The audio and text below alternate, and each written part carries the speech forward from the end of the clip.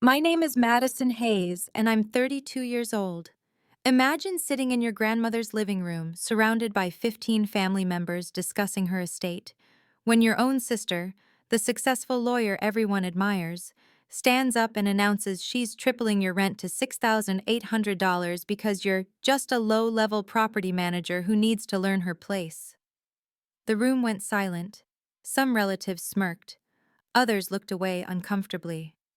Victoria stood there in her $3,000 suit, waiting for me to beg or storm out. Instead, I pulled out my phone and sent one text. 20 minutes later, her face went from smug to sheet white when my lawyer walked in with a folder that would change everything. But I'm getting ahead of myself. Before I tell you exactly how I owned the moment and the building, please take a moment to like and subscribe, but only if you genuinely enjoy stories about setting boundaries with grace. Where are you watching from? Drop your city and local time below. I love seeing our community grow worldwide. Now let me take you back to that Tuesday afternoon that changed my family forever. Growing up as Victoria's younger sister meant living in a very specific shadow. She graduated summa cum laude from Harvard Law. I went to state school for business. She made partner at 35. I took a job as an assistant property manager at a mid-sized firm. Every family gathering followed the same script. Victoria just closed a $10 million merger, Aunt Patricia would gush. Then the sympathetic head tilt toward me. And Madison, you're still at that property thing? I just nodded and smiled, like I always did. The thing is, I genuinely loved my job. Walking through buildings, understanding market values, seeing potential where others saw problems, it fascinated me. But to my family, especially Victoria, I was the underachiever who needed constant guidance. Madison, you really should aim higher, she'd say at every holiday dinner. Look at your sister. Now that's success, my uncle would add, as if I wasn't sitting right there. Victoria managed our grandmother's rental properties as her family duty, always reminding everyone how generous she was to handle such tedious work for free. She'd set my rent at $2,200 a month for the two-bedroom on Riverside Drive, family discount, she called it, though market rate was actually around $2,400. But she never let me forget her generosity. Most people in your salary range couldn't afford this neighborhood, she'd remind me whenever I saw her. I paid on time, every month, for 5 years. Never once complained about the broken dishwasher she took 3 months to fix, or the heating that barely worked last winter. I knew my place in the family ecosystem, the little sister who should be grateful for whatever scraps of success she could manage. But 3 years ago, something changed that Victoria never knew about. That Tuesday started like any other family meeting. Grandma's house still smelled like her lavender potpourri, even 6 months after she'd passed. We gathered to discuss the estate, nothing major, just some final details about her remaining assets. I sat in my usual spot, the uncomfortable chair by the window that nobody else wanted. Victoria held court from Grandma's wingback chair, her legal pad and Mont Blanc pen ready to document everything. I should have known something was different when she kept glancing at me during Uncle Robert's speech about family unity. Before we discuss the remaining certificates of deposit, Victoria announced, tapping her pen against her legal pad, we need to address some family business matters. She stood up, smoothing her pencil skirt. As you all know, I've been managing several family properties pro bono for years. The room murmured appreciation. Cousin Janet actually applauded. However, Victoria continued, her eyes finding mine, I've been reviewing market rates, and it's time we adjusted certain arrangements. She pulled out a folder with color-coded tabs. Of course she had visual aids. Madison, this concerns you directly. My stomach tightened, but I kept my expression neutral. Your current rent of $2,200 is severely below market value. She produced a graph, an actual graph. Comparable units in your building are going for $6,800 minimum. I've been subsidizing your lifestyle for 5 years. Subsidizing? The word slipped out before I could stop it. What else would you call a $4,000 monthly discount? She showed the graph to the room like a prosecutor presenting evidence. That's $48,000 a year I've been losing. $240,000 over 5 years. Aunt Patricia gasped. Victoria, you're such a saint. I don't want praise, Victoria said, though her smile suggested otherwise. But Madison, you're 32 now. It's time you learn to stand on your own feet. She pulled out another document. Effective next month, your rent will be adjusted to market rate, $6,800. The room went silent. I counted 5 seconds of complete stillness before Uncle Ted cleared his throat. Victoria, that's quite a jump. It's market rate, she cut him off. Madison works in property management. She should understand better than anyone that family discounts can't last forever. She turned back to me. You're always talking about understanding market values, right? Well, here's your chance to live by them. My cousin Derek actually laughed. Guess you'll need a roommate, or 3. I looked around the room.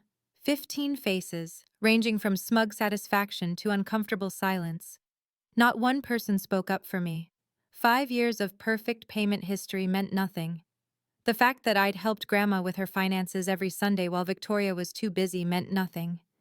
Victoria extended the new lease toward me. I'll need this signed today. I know it's sudden, but I'm sure someone who's been in property management for 8 years understands the importance of proper documentation. I looked at the paper, then at my phone. 3 years ago, something changed that Victoria never knew about. Maybe it was time she found out. If I signed that paper, it wouldn't just be about money. It would cement my position as the family failure forever. The sister who needed charity, got cut off, and couldn't handle real-world prices. Every future family gathering would include knowing looks and whispered comments about how I probably lived in a studio in Queens now.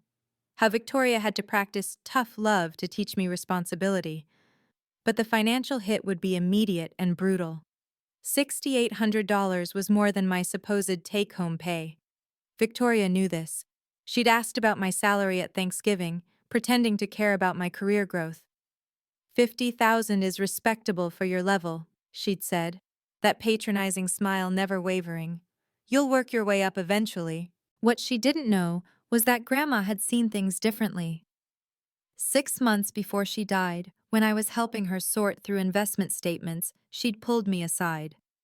Your sister means well, but she doesn't see everything, dear, she'd said, pressing a business card into my hand. Sometimes the quiet ones are the smartest. Remember that when the time comes. I'd thought she meant emotional intelligence or family wisdom. I hadn't understood until her lawyer called me privately 3 years ago. Madison? Victoria's voice snapped me back to the present. I need an answer. Will you sign or should I start looking for a new tenant? I already have 3 applications from Columbia law students. They're offering $7,000. The threat hung in the air. Move out of the apartment I'd made my home, or bankrupt myself trying to stay. Either way, Victoria won. She'd proven her point about success and failure, about who deserved what in this family. She's being more than fair, Aunt Patricia chimed in. Most landlords would have raised the rent years ago. It's for your own good, Victoria added, her voice taking on that fake concern she'd perfected in law school.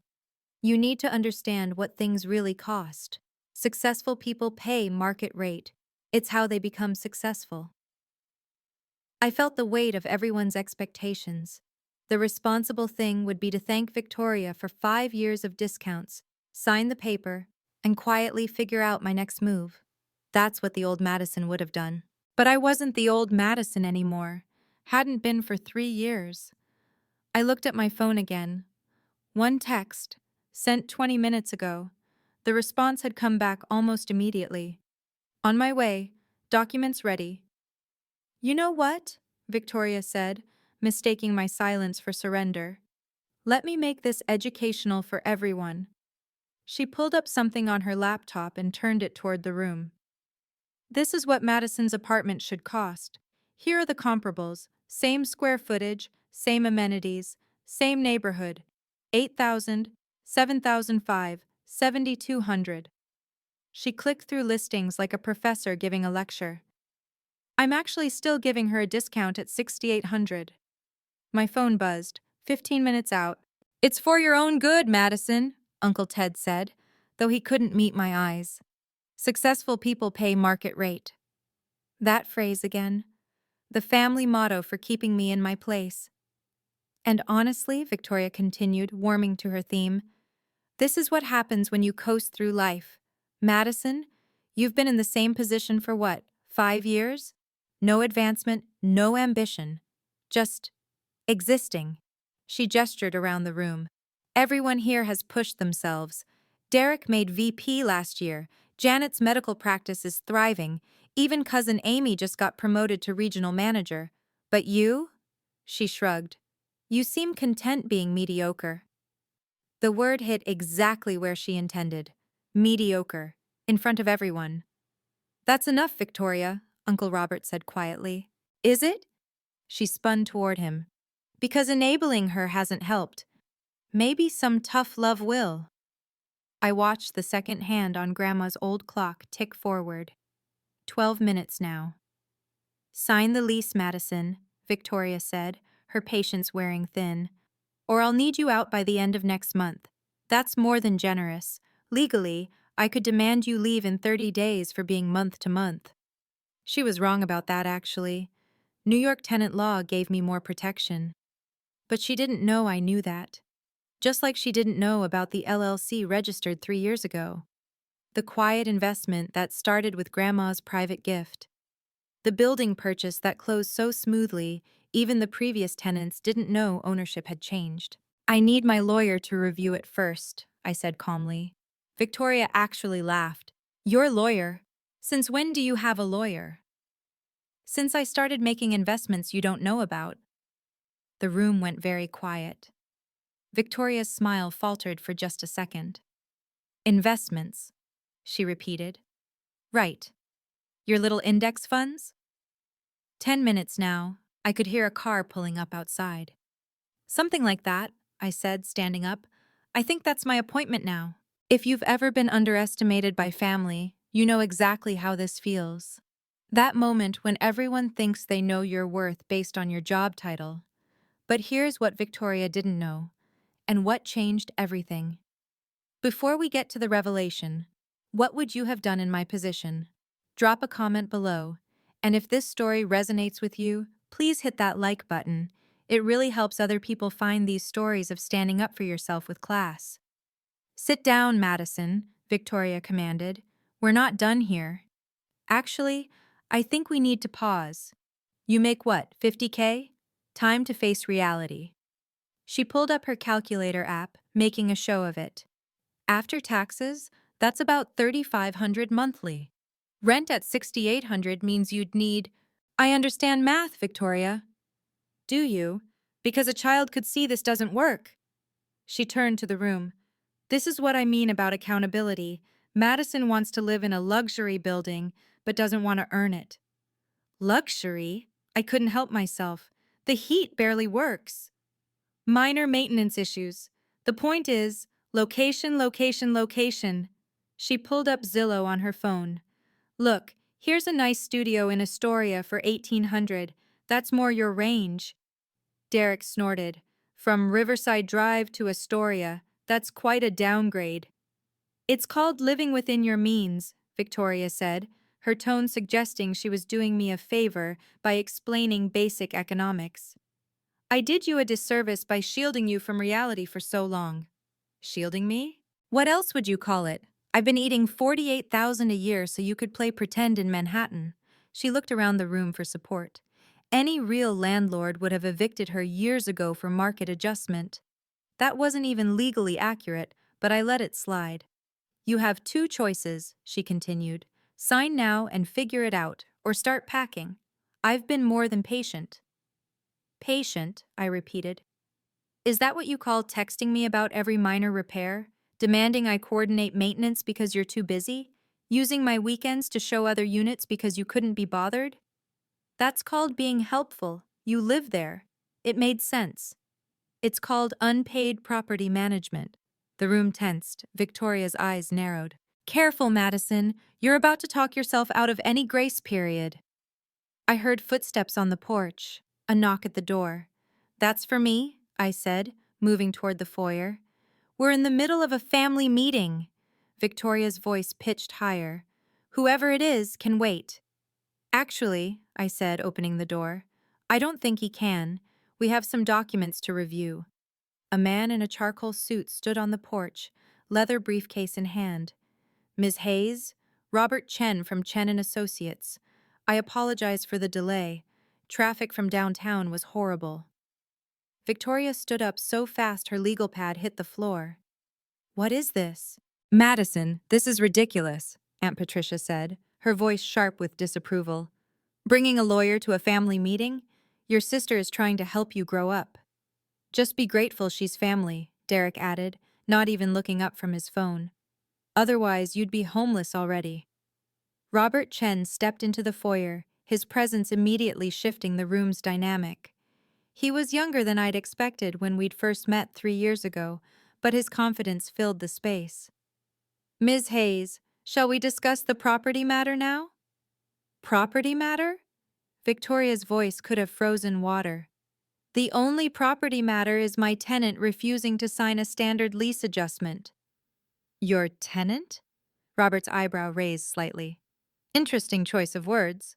Madison rents from me. I own. You manage, I corrected quietly. For the family trust. The room went silent.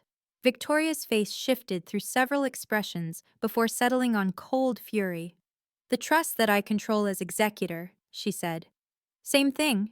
Is it, though? I asked. Uncle Ted shifted uncomfortably.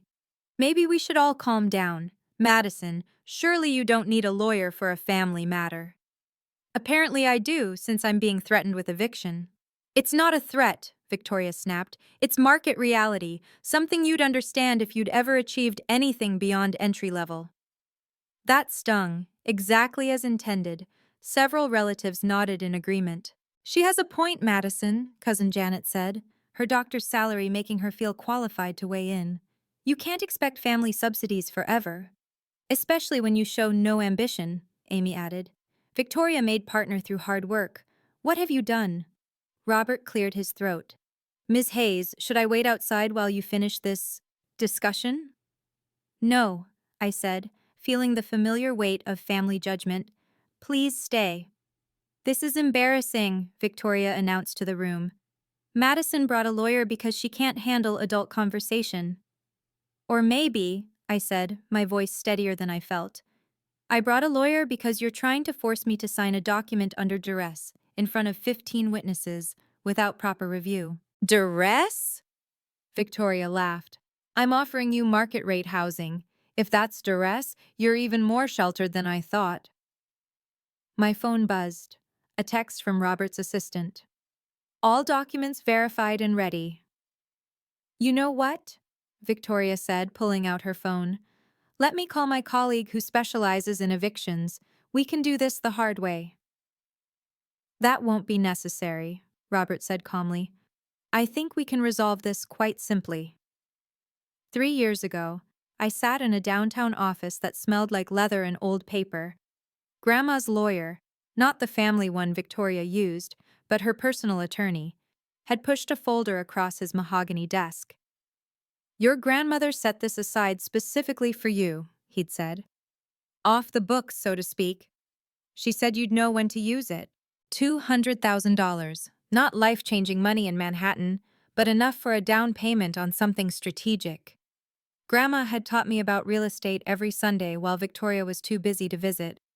Property is power, dear, she'd say, going through her own investment records. But the smartest power is the kind nobody sees coming. Now standing in her living room with Robert Chen beside me, I understood what she meant. Madison's being dramatic, Victoria announced, pulling the family's attention back. This is simple, market rate or move out. Even her lawyer can't argue with basic property rights. Speaking of property rights, Robert said mildly, Ms. Hayes asked me to review some documents regarding 1520 Riverside Drive. Victoria's hand paused over her phone. What documents? I have all the trust paperwork right here. Different documents, I said. The room felt smaller suddenly. Victoria's eyes narrowed, calculating. She was too good a lawyer not to sense something shifting. "Whatever game you're playing won't work," she said. "I have 5 years of lease agreements with your signature. You've established tenancy under my management. That's binding." "Absolutely," Robert agreed. "Ms. Hayes has been an excellent tenant. Never missed a payment, maintained the property beautifully. The previous landlord had nothing but praise." "Previous landlord?" Uncle Ted caught it first.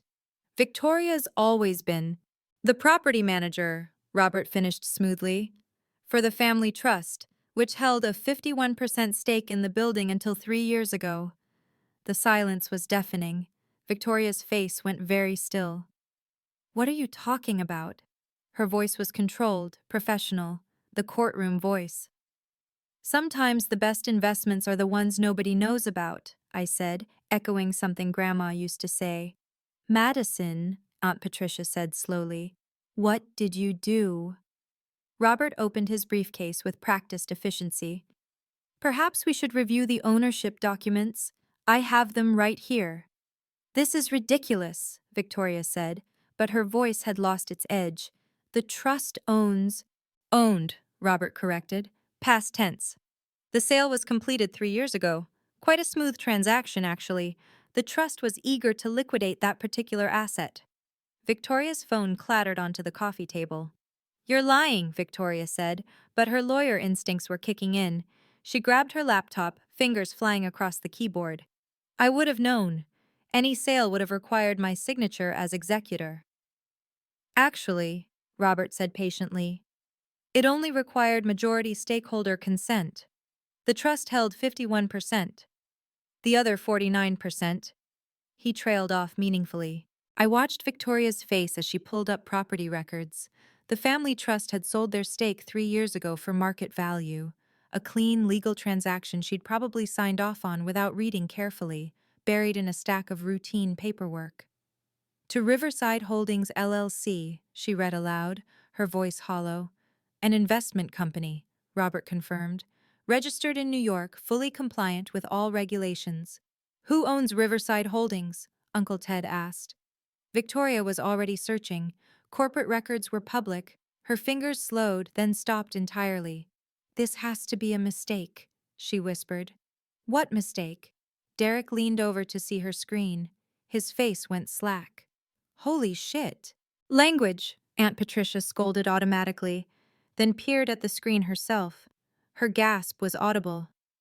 "I don't sign anything without proper review," I said quietly. "Victoria, you taught me that."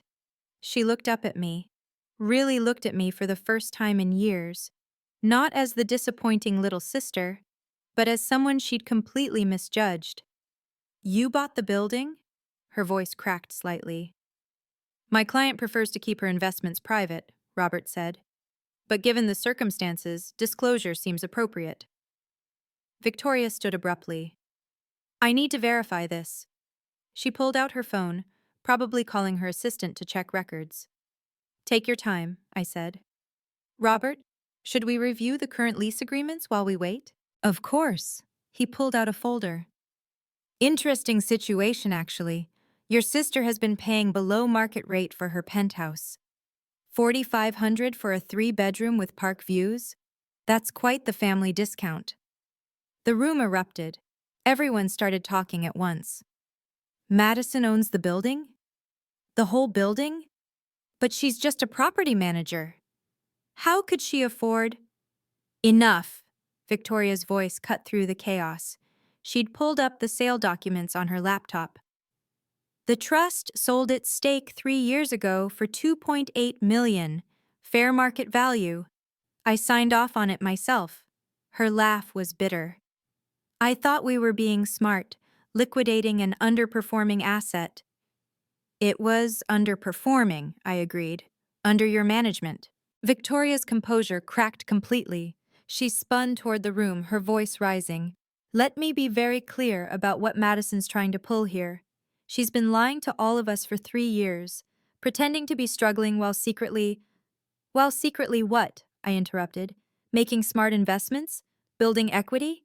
All those things you said I was incapable of?" "You deceived us." I kept my business private, there's a difference. Victoria grabbed her legal pad, flipping through pages frantically. Your salary is 50,000. Public record. I checked when you applied for the apartment. You couldn't have afforded. That's my base salary, I said. From my day job. She stopped flipping. Your day job? Property management is what I do from 9 to 5. Property investment is what I do with the knowledge I gain. Victoria turned to the family, desperate to regain control. She's been taking advantage of family discounts while secretly profiting off my own hard work, I suggested. This is between successful adults, Uncle Ted, she snapped when he tried to interject.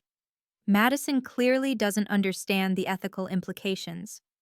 Of what? Buying a building? Improving it? Increasing its value? I pulled out my phone, showing my own records.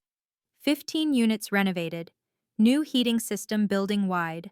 Every tenant except you got improvements within 6 months. Except me? You said, and I quote, "Don't waste money on cosmetic updates for my unit. I'm too busy to deal with contractors." Robert cleared his throat. Should I mention the current market rate for the penthouse? Please do, I said. 8,500 per month.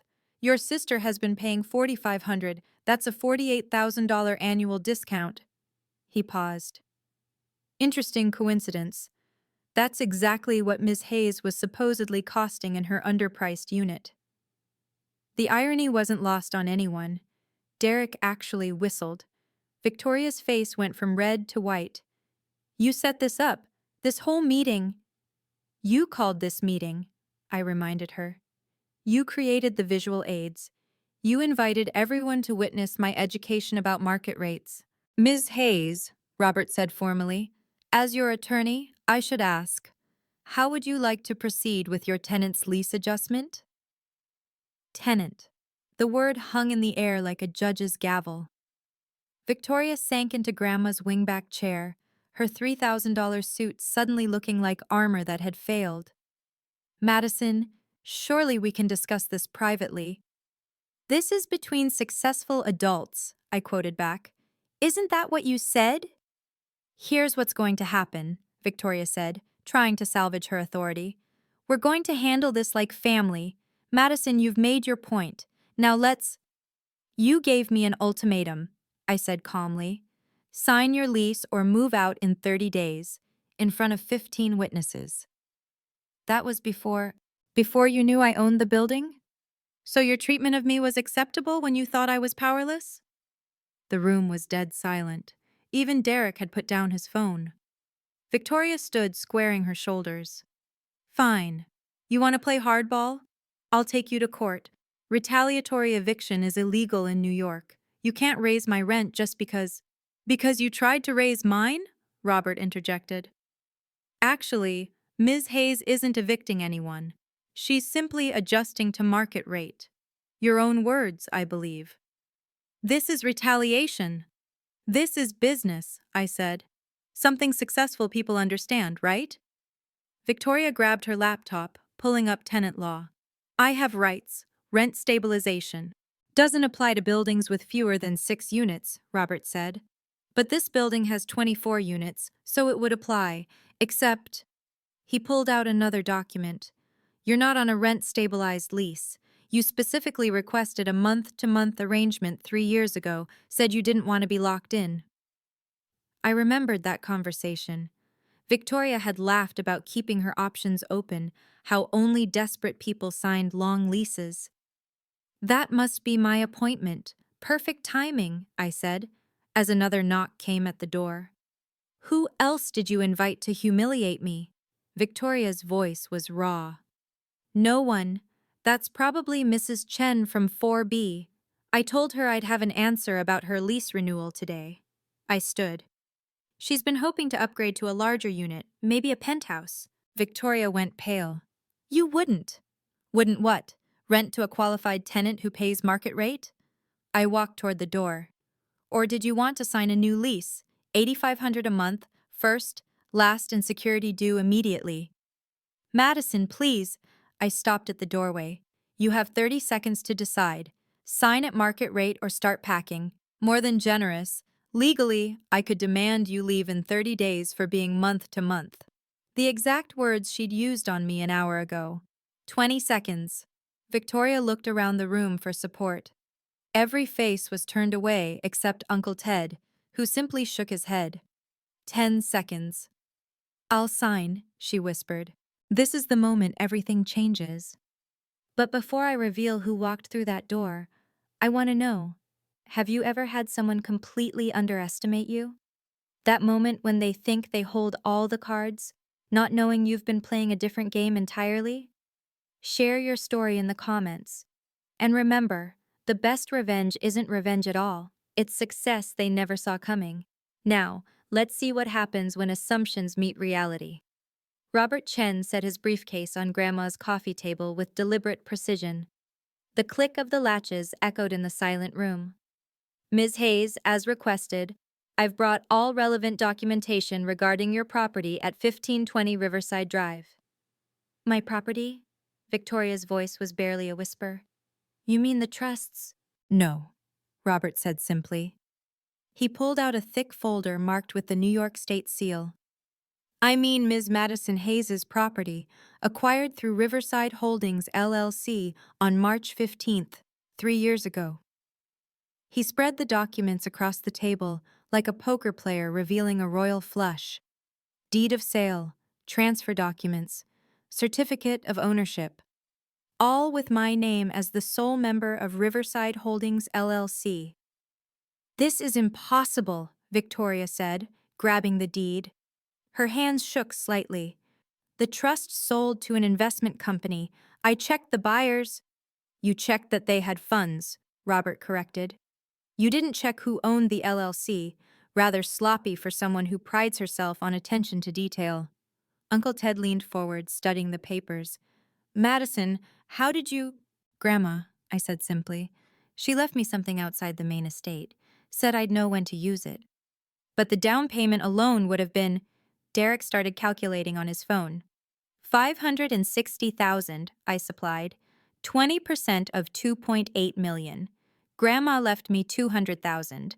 I borrowed another 200 from a private lender who believed in the building's potential. The rest came from 3 years of saving everything while you all thought I was struggling. You've been lying to us, Aunt Patricia accused. I've been building a business, I corrected. Quietly, without asking for help or handouts or family discounts on anything except the apartment I was already renting. Robert pulled out another document. The building's current valuation, as of last month's assessment. Victoria read the number. Her face went white, then red, then white again. 4.2 million. 50% increase in 3 years, Robert confirmed. Your sister is quite the investor. Every unit renovated, 98% occupancy, waiting list for vacancies. Except for the penthouse, I added. The tenant there has been difficult.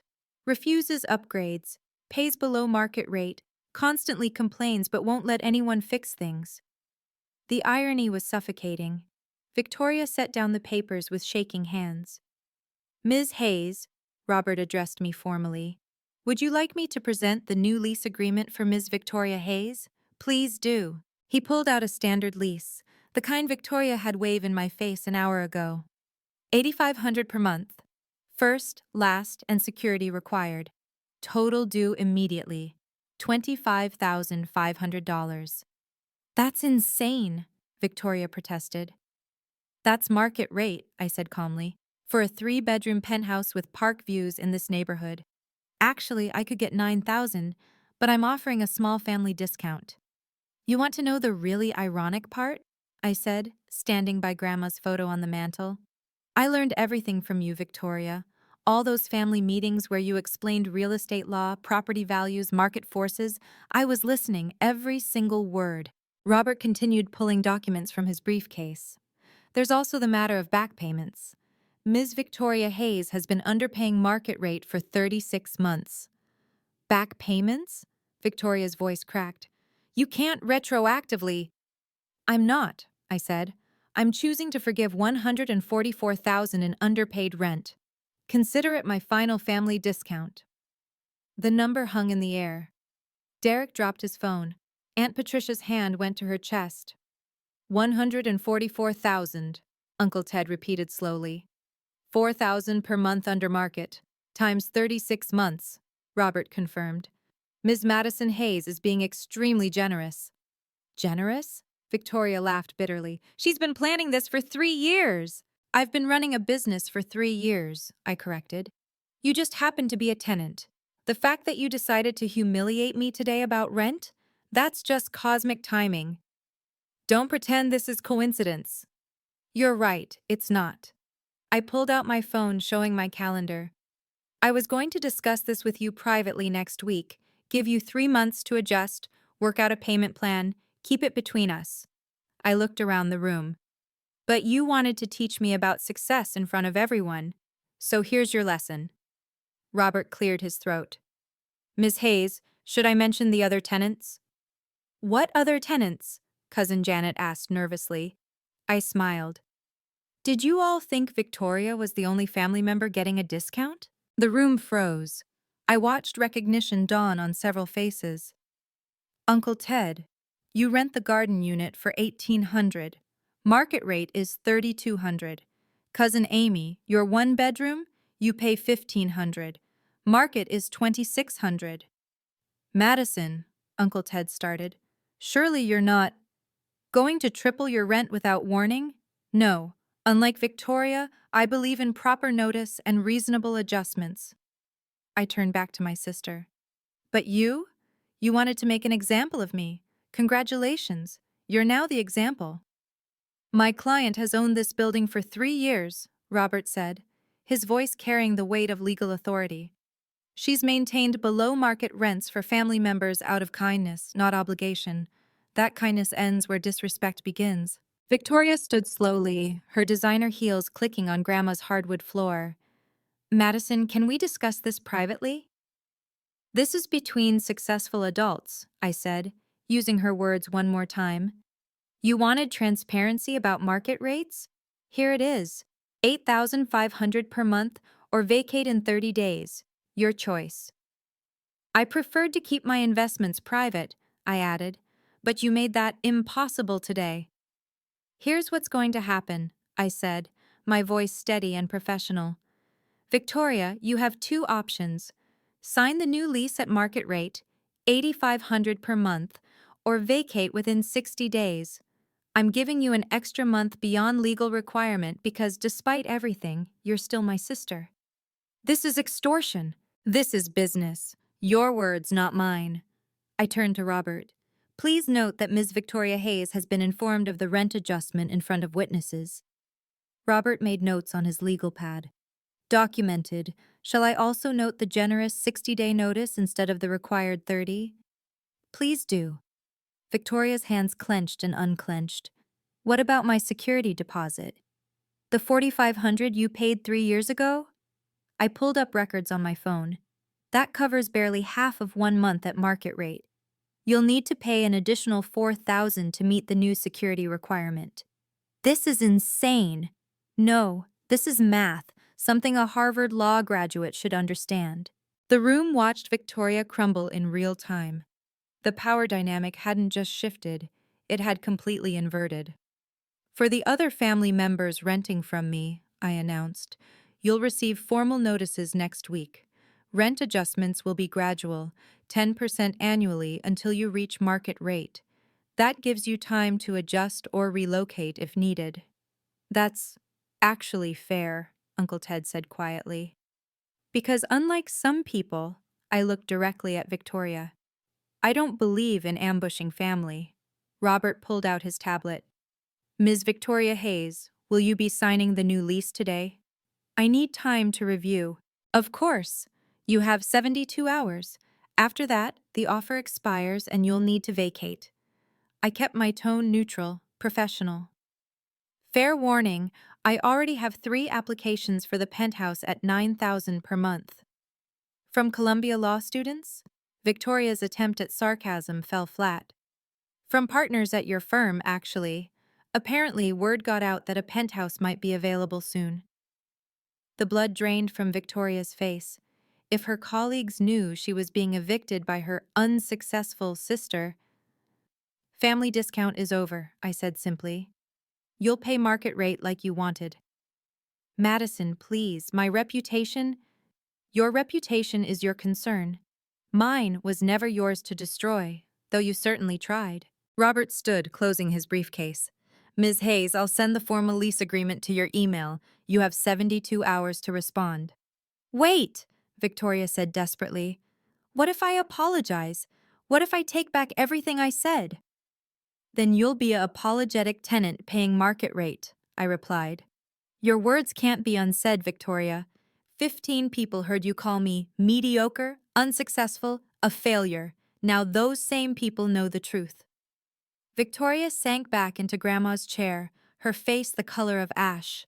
The silence stretched until Derek, of all people, broke it with a low whistle. Madison owns the entire building. The entire building. And has for 3 years, Aunt Patricia added, her voice faint. While you all thought I was a failure, I finished. Yes. You wanted to teach me about success, I said to Victoria. Consider this my graduation. Robert handed me a card. Call if you need anything else, Ms. Hayes. The formal notices will go out Monday morning. He nodded to the room. Ladies, gentlemen.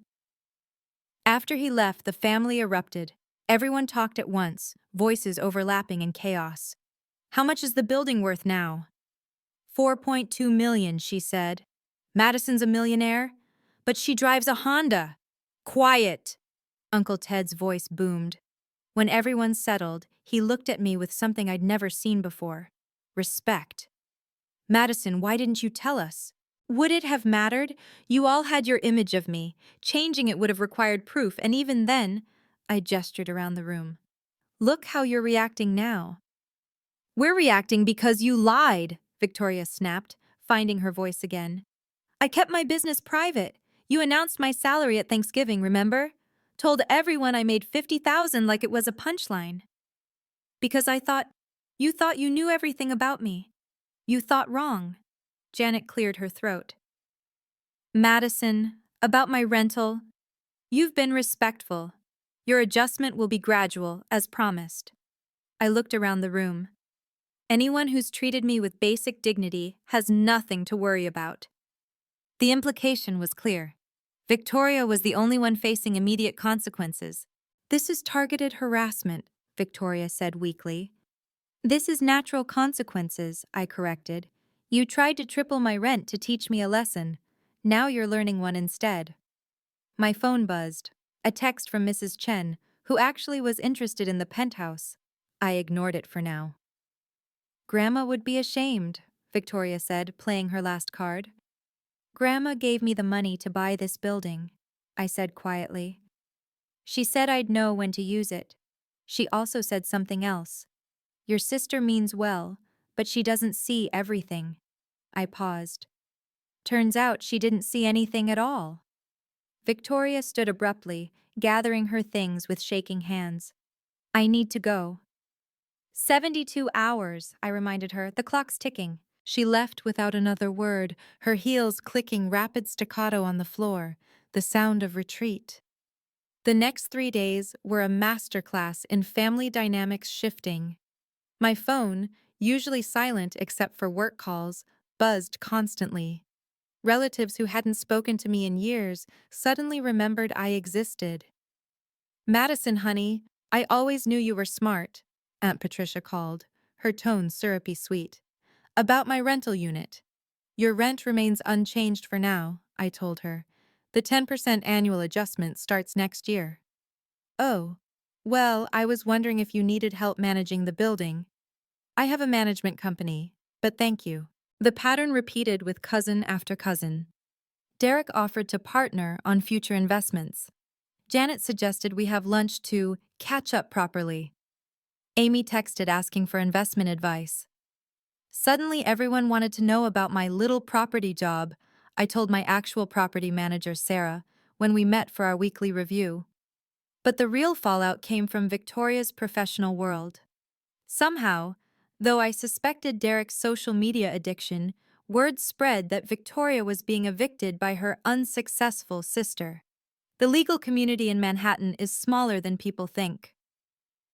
3 partners from her firm have inquired about the penthouse, Sarah reported, trying not to smile. They're very eager to know when it might become available. She has 69 more hours to decide, I said. About that, Sarah pulled up her tablet. She's been calling the office 17 times yesterday, demanding to speak with the owner of Riverside Holdings. And I told her the owner prefers all communication go through legal channels. Meanwhile, Victoria tried every angle. She had her assistant call about errors in the lease terms. She sent a formal letter questioning the building's valuation. She even had a colleague reach out about mediating a family dispute. There's no dispute, I told the mediator. I'm adjusting rent to market rate. She can accept or relocate. The family group chat, usually dead except for birthday wishes, exploded with activity. Victoria tried to rally support, painting me as vindictive. But the screenshots she shared of her own presentation, the graphs showing how much she'd been subsidizing me, backfired spectacularly. So you were charging Madison below market while paying even less yourself? Uncle Robert wrote. That's interesting. Suddenly, everyone understood the irony, I thought, watching Victoria's allies evaporate. The building's other tenants, the non-family ones, started treating me differently too. Where before I was just the quiet woman from 2B who helped coordinate maintenance, now I was the owner. The shift was subtle but unmistakable. Ms. Hayes, Mr. Thompson from 3A said, catching me in the lobby. I wanted to thank you for the heating upgrade, best winter we've had in years. 3 years of improvements, and this was the first time he'd acknowledged me directly. On day 3, Victoria cracked. She showed up at my office, my real office at the property management firm where I was now senior director, not the entry-level position she'd assumed I still held. $50,000 was your starting salary, I said when she expressed shock at my corner office. 5 years ago, you never asked if it had changed. Madison, please. She looked exhausted, designer bags under her eyes. The partners at my firm found out. They're questioning my judgment. How can I negotiate million-dollar deals when I couldn't even recognize that my own sister owned your building? She flinched. The senior partner asked if my family situation might affect my performance. And I could lose the promotion I've worked 3 years for. Her voice cracked. All because you had to make a point. I didn't make this public, Victoria. You did. You invited 15 witnesses to watch you humiliate me. I'll pay the market rate, she said desperately. 8,500. 8,500, I corrected. And you can't afford it. How would you know? Because I actually pay attention. Your BMW lease is 700 monthly. Your student loans are 2,200. Your credit cards? Yes, I can see applications when you apply to rent. Average 4,000 in monthly payments. Your take-home after taxes is about 11,000. Math doesn't work. She stared at me. You knew I couldn't afford it when you set the price. I knew you couldn't afford it when you tried to charge me 6,800, I countered. Didn't stop you then. That was different. How? She had no answer. Here's what's going to happen, I said, pulling out a folder. You're going to vacate the penthouse within 60 days. The security deposit of 4,500 will be returned after inspection, minus any damages. That's it? You're really going to make me homeless? You're a Harvard-educated lawyer making $200,000 a year. You're not going to be homeless. You're going to live within your means for the first time in your life. She signed the vacate notice with a shaking hand. The deposit. I need that for the new place. Then you better hope there's no damage to the penthouse. There was, of course. The renovation she'd refused for 3 years had hidden water damage from her jacuzzi tub, improperly installed by her personal contractor, without building approval. The repair cost $5,100. The deposit went to first-generation college students, I told Uncle Ted later, showing him the donation receipt. Felt appropriate. Victoria moved to a one-bedroom in Murray Hill. Rent, $3,400. Still above her means, but she couldn't bear anything less. 6 months later, the family gathered for Thanksgiving. Victoria came, though she sat at the far end of the table, nursing a glass of wine and avoiding eye contact. The dynamics had completely shifted. Where once she held court, now she sat silent while others filled the space. Madison's building just got featured in Architecture Digest, Aunt Patricia announced, passing around her phone. Look at that penthouse renovation. Mrs. Chen had moved in 2 weeks after Victoria left, paying $9,500 monthly without complaint. She'd even sent me flowers thanking me for the opportunity. It's just business, I said, the same words Victoria had once used. Respect isn't demanded, it's earned, and sometimes revealed, Uncle Ted said, raising his glass in my direction. Your grandmother would be proud. Victoria excused herself to the bathroom. When she returned, her eyes were red. Later, as I helped clear dishes, she cornered me in the kitchen. How long were you planning this? I wasn't planning anything. I was building something. There's a difference. You could have told me, before, privately. Would you have believed me? Or would you have found a way to dismiss it, like you dismissed everything else about me? She didn't answer. The truth is, I continued, I was going to keep renting from you indefinitely. Below market rate was still fair for family. But you couldn't resist that power play. You had to make an example of me. I was trying to help you. No. You were trying to keep me in my place. There's a difference. We stood there, sisters separated by more than just success. The fundamental lack of respect couldn't be bridged by blood. For what it's worth, she said quietly, I'm sorry. I know, I said, but sorry doesn't rebuild trust. That takes time and consistent behavior. How much time? I don't know, but not charging you $6,800 in rent feels like a good start. She almost smiled. The new tenant pays more. The new tenant treats the property with respect. She also doesn't think she's better than everyone else in the building. Victoria left early that night, but not before stopping at my chair. The building looks good, she said quietly. You did well. It wasn't much, but it was the first time she'd acknowledged my success without qualifying it. Your worth isn't determined by what others see, I thought, watching her go, but by what you build in silence. The family learned something that day about assumptions, about respect, and about the danger of underestimating the quiet ones. Grandma had been right.